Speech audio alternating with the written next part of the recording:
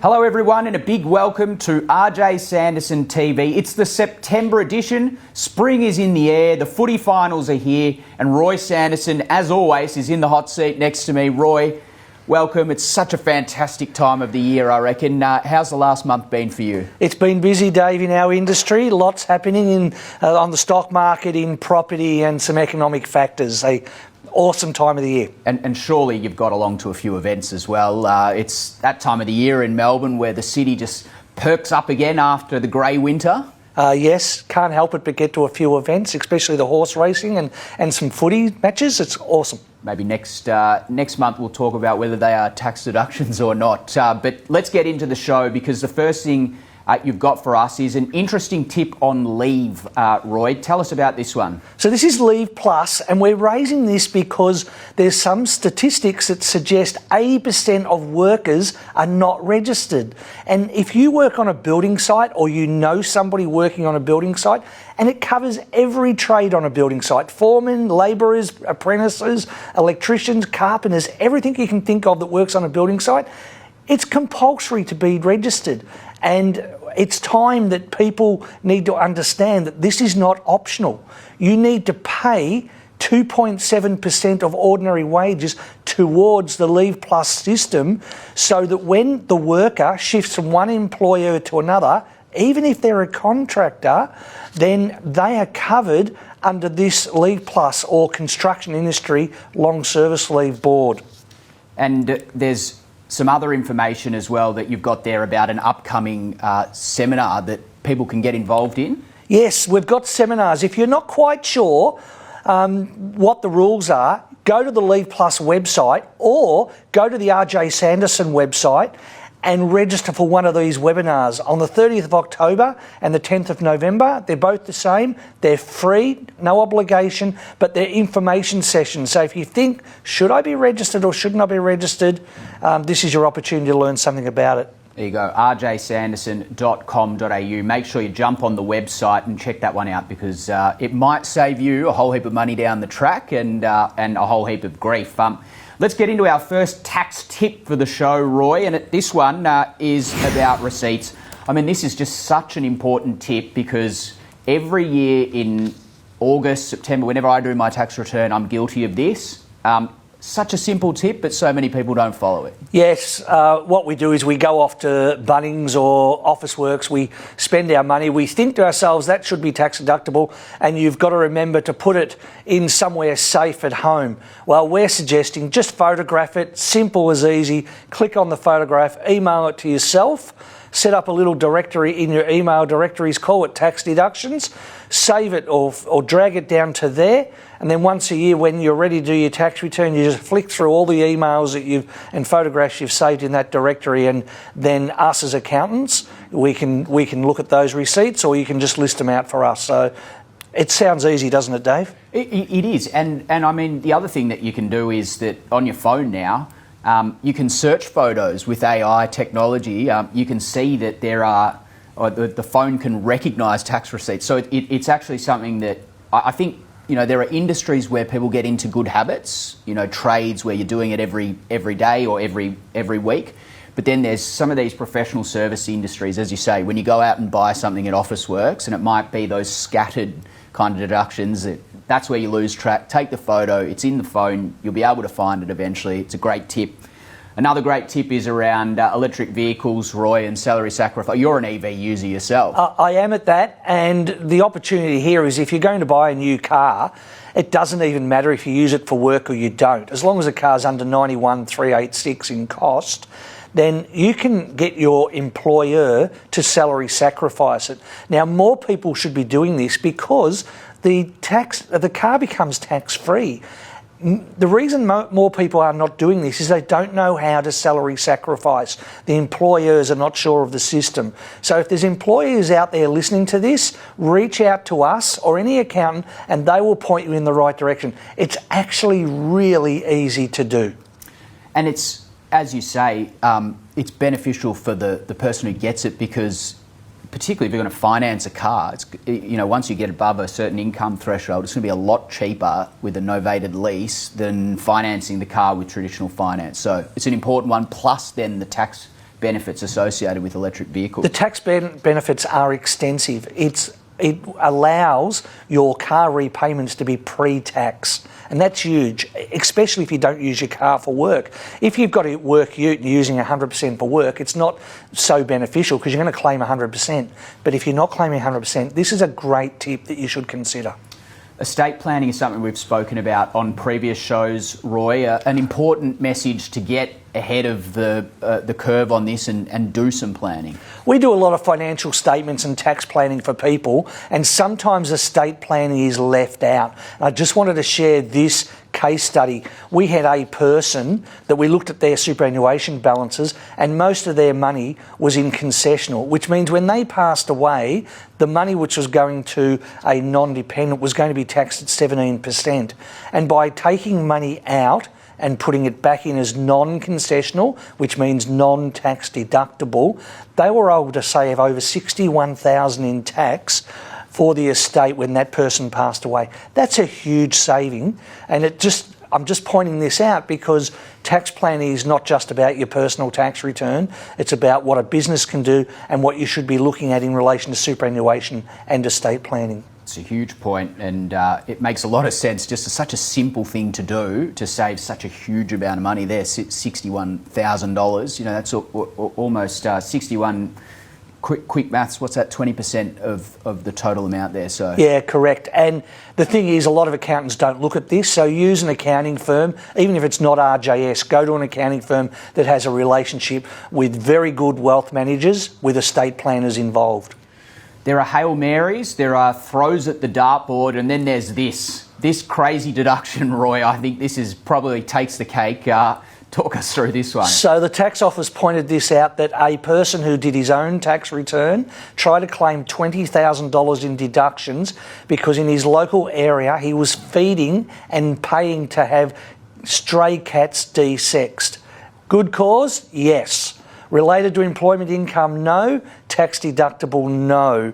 So the tax office pointed out that this person really should have used a tax agent, because a tax agent would have said, you can't claim this. It doesn't relate to earning an income. Geez, I hope he wasn't banking on the deduction there. 20 grand. It's not small change to spend, and good on the person for having a crack. But that is up there in the quirk files, no doubt. Directors' personal liabilities next on the agenda, Roy, and as you've spoken about cybersecurity a lot. But this one's a mandatory thing that people need to get on top of. I am repeating this because I think a lot of directors who run companies, their own business, think it doesn't matter if they don't have cyber protection in place. The trouble is you become personally liable. And when we're talking to a client about structure of a business, we often say, set up proprietary limited company to protect your personal assets. And that still stands as being valid. But remember that you actually can be personally liable if you get scammed or your data is exposed to the public. So don't ignore it. Go to our website for some options on what you might be able to do to protect your data. It's about having them in place. If you've got them in place and they get breached, you're not personally liable. If you have nothing in place, you become personally liable. So look into that. We last month on the show talked about the economic roundtable that was going on in Canberra at the time. Roy, you had a few ideas that you suggested, and tax reform is still on the agenda despite the end of that conference. I think more than likely it will be after the next election, but although not popular, I'm suggesting a number of changes. Increase GST to 15%, increase the tax-free threshold to $25,000, increase all the Centrelink and government benefits by 5% to compensate everybody, create a digital services tax for the big giants like Google, Facebook, Netflix, who should pay 3% of turnover, not on profits because their profits are all shifted offshore, improve incentives for negative gearing because we need more investment properties in Australia. Negative gearing was invented in 1936 to fix a housing crisis. So let's let's shift all that back, and we need a mega profits tax of 5%. Now, I haven't heard anybody else sprouting this, but I think it's a terrific idea. If a company earns over 100 million, they can pay an extra 5%, which is not a franking credit that we can claim as a franking credit. You look at some of the companies making billions of dollars, this would bring a lot of money in. I would only make that short term because we do want investment in Australia. And wind back the NDIS scheme, it's costing us too much. I think that was potentially floated as well, of taking some of the funding for autism as an example out of the NDIS. So I think you're spot on there. That looks like that's one of the changes that will go through, Roy. Another change or another thing that's happened off the back of this pertains to this slide. Well, the government tried to get these through the legislation, but they failed and they have now shelved them. So the tax on super balances over 3 million is gone, and the tax on unrealised gains in super funds has been abandoned, which is terrific, because that was a ridiculous tax to tax unrealised gains. So I'm very pleased that's been shelved. Won't go ahead. Speaking of gains, let's have a look at the ASX 200 over the last 12 months, Roy, and we're at historical highs once again. Yes, I wanted to share with you where these figures are. 3.7%, 12 months at 12.3%. Remember, that's the average. It's heading in the right direction, so we're happy with that. And then the CBA is one of the particular stocks on the ASX 200. The last 12 months, 18% growth, 0.4% growth over the last month. I just wanted to point out here that despite the fact we've had 18% growth, the CBA share price has come off the boil since July 1, just when we got past June 30. So you might look at that and say, well, should I leave CBA alone, or is it time to jump back into CBA? So the next slide shows us 20 years of CBA, and I've circled these little downturns. Now, when we have a downturn, the first one way back in 2008, that was quite a large one. But you take that out of the equation, every time we've had a little downturn, 2015, 2020, 2024, it's bounced back very quickly. We've just had the downturn. So if I was sitting on the fence thinking, do I get back into CBA or do I think it's going to fall a lot further? I think history shows us maybe I should get back in. But the message here is don't listen to me on what shares you should buy. Go to an RJS wealth manager or any wealth manager to get advice as to what shares to buy. Good advice, rjsanderson.com.au. Roy, you've spoken about the ASX index. How is that performing against other international indexes at the moment? I thought this was a really good slide. It's using a common base in 1995, and that's where it starts at 100.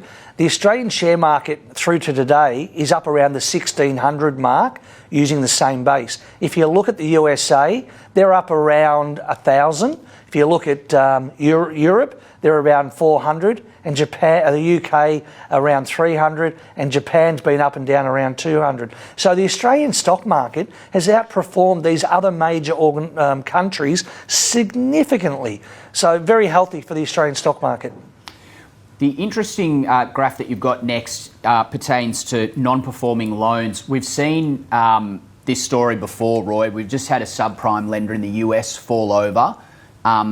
Obviously, subprime lending was a precursor to the global financial crisis. What are you seeing on this graph that's potentially alarming? Well, this is 25 years worth of data, and right now, the non-performing loans from the banks have started to pick up, and it's been picking up for a few years. And what does worry me is that last few months, that last 3 months, where it's actually continued to go up and not level out. And that does concern me, because that says I've got a little bit of a red light or a warning light for the future if this is what's happening out there for individuals and businesses, that there's more non-performing loans. So it's an alarm bell. Yeah, watch that space. I think that's quite interesting. The Australian dollar, it's probably not at a great level for tourists at the moment, for people, Australians going overseas. But Roy, what do you make of it at its current level? The purpose of this slide is to suggest that over the last 35 years, it's probably sitting at around average where you expect it to be. So I'm not expecting any major swings in the Australian dollar against other currencies. There will be some small swings, but as you can see from that line I've put across the bottom, I think we're about where we should be. Inflation is the next index or the next graph to have a look at, and down to 2.1%. As you see there, quarter four 2022 up to 7.8%. So it's quite a clear trend downwards here. Yeah, it's a good 3-year graph. We're heading in the right direction. We are within the band of the Reserve Bank, which is 2 to 3%. I think there'll be more interest rate cuts, but I'm just highlighting here that inflation is sitting about where you want it to be. Remember that 2.1% in a moment when we show you another slide. Consumer confidence is Roy, you put the red arrow there in July. That was the last time we met. What's happened since then? Yeah, well, we predicted that we would have better consumer confidence and it would increase. Certainly didn't expect it to jump those sort of numbers. That's extraordinary, and it's just dropped back in the last month. So I put the 5-year graph up because I thought, I wonder where we are over the 5 years. We still have a long way to go up. That's what we've been trending up since around 2023, and I think we really want to see some growth in the consumer confidence indicator. Breaking through that 100 barrier, I think, is an important one for consumer confidence, and we know that consumer confidence is a mix of people's sentiment towards short-term and long-term purchases. So I think what we're seeing some encouraging signs. People are starting to feel a little bit more comfortable, but still some doubt as well. There's not really enough security in the market for personal investors and for consumers to make big purchases at this point of time. So watch that space. Roy, we turn our attention to property now, and the rolling change in value graph shows some interesting things for particular cities around the country. Yes, I wanted to point out that Melbourne is one of the worst performing, only beaten by Hobart, which is why I put circles around those. Last 12 months hasn't been good. Perth has been fantastic. It just suggests there that prices are bubbling along. They're not going up by a lot, and they're certainly not going up by much in Melbourne. The median days on market graph here shows that it's slightly increasing in both capital cities and regional markets, Roy. Yeah, and this is a 5-year graph, so we can see that Melbourne, it's taking 29 days. I'm stuck on dollars to sell, and in the regionals it's 41.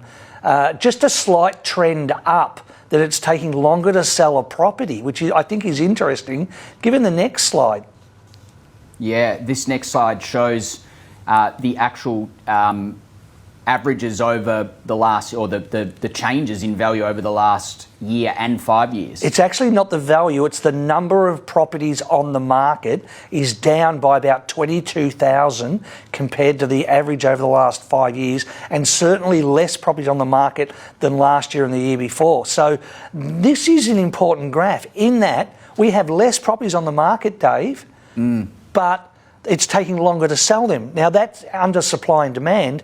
That's an unusual little statistic. Yeah, it's a great pickup. Like as you say, we're in a housing crisis. There's less supply. You would think that things would be flying off the shelf, but not the case. Not the case. They're taking longer to sell, even though there's less on the for sale. And do you have any ideas as to why that might be the case, Roy? Well, here's one of the reasons, is that investor market is disappearing in Melbourne, or very flat. Melbourne, I should say Victoria, only have 31% of all finance applications are investors, and they're lower than every other state. And that hasn't always been the case. So I think investors are not entering the market, and therefore we have less property buyers, which is why it's taking longer to sell property. And that's a really interesting graph, because it doesn't necessarily, you would think that potentially it correlates exactly to price increases, but it doesn't. You can see there that New South Wales has a very high percentage of total lending yet the New South Wales housing market isn't going as well as the WA market. So it indicates to me that it is a regulatory thing, and that it's very much horses for courses around those state regulatory bodies. So it's interesting that 12% more property investors in New South Wales as a percentage of finance applications. So if you're going to invest in property, Victoria is not the place at the moment. It looks like it's more likely to be New South Wales based on those numbers. And just rounding out our property seg here, annual rental increases over the last 12 months. What's happening in that space? Yeah, they've gone up a little bit more, just to 4.1%. So they've turned the corner there. And I did say, remember that inflation rate at 2.1. So we have inflation going up at 2.1, but we have rental going up at 4.1. So interesting there that rental properties are going up. And I get it, if we're going to focus on Melbourne, Melbourne are the lowest again, 1.2%. So interesting that, again, not as much pressure in Melbourne, but certainly around Australia, 4.1%. Outpacing inflation there. So interesting roundup of all the property news and data. Roy, let's get into some of my favourite questions that have come across your desk over the last month. The first one, I just won $1,000 in the compulsory work footy competition, a footy tipping competition. Do I need to declare this $1,000 as taxable income? Now, the fact that we've said compulsory work means that possibly you might have to declare it, but the answer, Dave, is no, you don't. So it's not a business, so that doesn't go on your tax return as income, even if you have to enter the competition. Conversely, for everybody in the competition that didn't win, you can't claim the cost of entry as a tax deduction either. It's not business related. Okay, there you go. Super fund access is at the centre of the next question. Can I access my super fund before I retire? Well, the common answer is no, you can't. But the reality is, yes, you can under certain circumstances.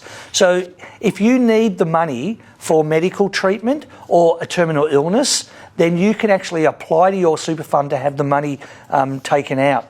You also might need to modify your house for a special needs purpose. The super fund will allow you to do that, or if you've got a death of a dependent. Bear in mind, if you're under 60, then the tax is between 17% and 22%, and there's a limit. You might only be able to get out $10,000, so it's not like I can get all my super out. Be very careful of scams. Unfortunately, we've seen a lot of scams where people were approached, cold canvassed, say, I can help you get some money out of your super fund. We'll just charge you a small fee of a couple of grand. You end up with 10 grand coming out. You have tax of 22% coming out. So there's two. They take two. You've ended up with $6,000 and it's illegal because you've been scammed. It's not a valid medical reason. They've just invented it and filled out the paperwork. Yeah, be careful there and seek advice before going down that path. If the answer's yes to the next one, Roy, I'm dead set walking off the set here. My employer has offered me to work from home 3 days per week. Will I need to pay land tax on my family home? Because you're employed on wages, the answer is no, you do not. You can work 5 days a week when you're on wages. That's not your normal place of work, so there's no land tax applicable. Be very careful though, if you run a business from home like a hairdresser and it's your full-time job working from home and you earn more than $30,000 or more than 30% of your house size is related to your studio or working environment, then it is likely that land tax will apply. So seek advice from an accountant who knows land tax because there are some complexities, especially if you have a business working from home. This would be a conspiracy pertaining to your next slide, Roy, because if the government was forcing you to work from home and then you had to pay land tax on that and they were revenue raising, that would be something. And that's at the centre of your Roy's rage for today, which does relate to the Victorian government. It does. So my rage today, I'm taking a hit at the state government of Victoria. I'm just a little bit disappointed. Amazed is probably a better way to put it. The fact that they are legislating that we're allowed or we must allow an employer to work up to 2 days per week if they can work from home, That doesn't need to be legislated. It's not a government issue. Leave that to the employer. That's the first thing I'm annoyed about. The other thing is the amount of compliance cost and increased taxation in relation to land tax makes property investment in Victoria very unattractive. We've just seen some numbers. So we need to bring back more property investors. Stop hitting property investors hitting them up with more taxes. And finally, I know this might be controversial, but I'm going to go out and say it. The First Nations Treaty, legislated by the government to create a First Peoples Treaty after we have just voted that we do not want to have an Indigenous voice referendum in 2023. We voted no, but the state government have brought in what we voted against. I don't understand it. It should be illegal, and somebody should be accountable. There you go. A big take there from Roy on Roy's Rage, and plenty of useful information throughout that show. Roy, that's pretty much it for the show. Have you got a prediction for next month, for October? Another big month is what I'm expecting. I expect consumer confidence will go up. I expect interest rates will come down again, because I think there's some certainly downward movements. I think we'll only see one more this year, and then I think it'll be February before we see the next one. But no, looking forward to it. There's always a lot happening. Keep an eye on the share market. We're poised. Get advice before you buy in the share market. But I think we're poised for some upside. And the property market, there's going to be some bargains in Victoria, is my gut feel. Brilliant stuff from you, Roy. And thank you so much for your company today on RJ Sanderson TV. Make sure you jump on the website rjsanderson.com.au, and we'll see you again next month.